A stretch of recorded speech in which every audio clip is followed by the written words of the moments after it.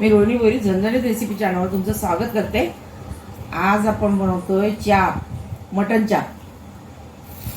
तर मटन चापच्या रेसिपीसाठी आपल्याला काय काय लागते ते आता बघूया आपण। आपण किती घेतले मटन चॉप? हे अर्धा किलो आहे। हे अर्धा किलो मटन चॉप घेतलेत। आता आपण बघूया काय काय लागेल आणखीन। आता आपण काय साहित्य घेतले ते बघूया। कोथिंबीर घेते, वाटणाच आहे।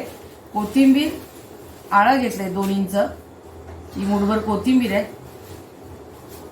अर्धा मुठ मी लसूण घेतलाय आणि 4-5 मिरच्या घेतल्यात। आता हे स्वच्छ धुवून आपण बारीक वाटून घेणार।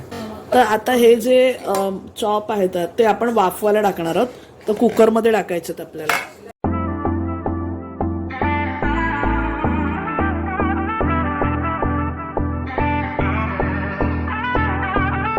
तर ह्याच्यामध्ये आपण मीठ टाकून घेणार आहे। पाव चमचा आपण मीठ टाकतोय। पाव टीस्पून आपण मीठ टाकलंय आणि आता पाणी टाकून वाफवायला ठेवूया आपण। किती शिट्ट्या घ्यायच्या? 3 शिट्ट्या घेऊया। 3 शिट्ट्या घेऊया आपण। आता आपण जोपर्यंत पाय शिजतात ना तोपर्यंत आपण त्याचं जे वरती जे आपण कोटिंग जी करणार आहोत ती तयार करूया। तर दही घेऊया आपण इथे। हे 3 टेबलस्पून आपण दही घेतलेलं आहे इथे। तर दही घेतलं आपण। आता त्याच्यामध्ये चाट मसाला घेतोय।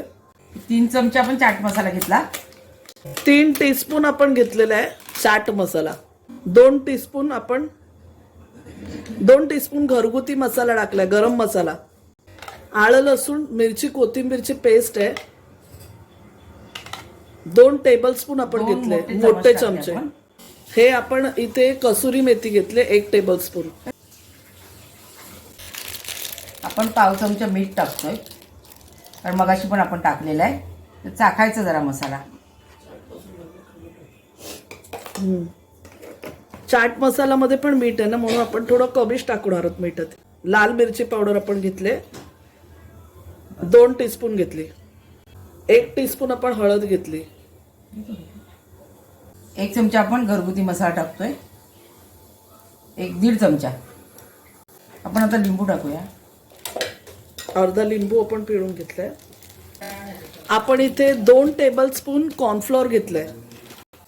आपण इथे 2 टेबलस्पून कॉर्नफ्लॉर आणि 2 टेबलस्पून बेसन घेतलेलं आहे। 1 अंडा सुद्धा फोडून घेतलंय आपण। त्यापैकी आपण हे मिक्स करून घेऊया।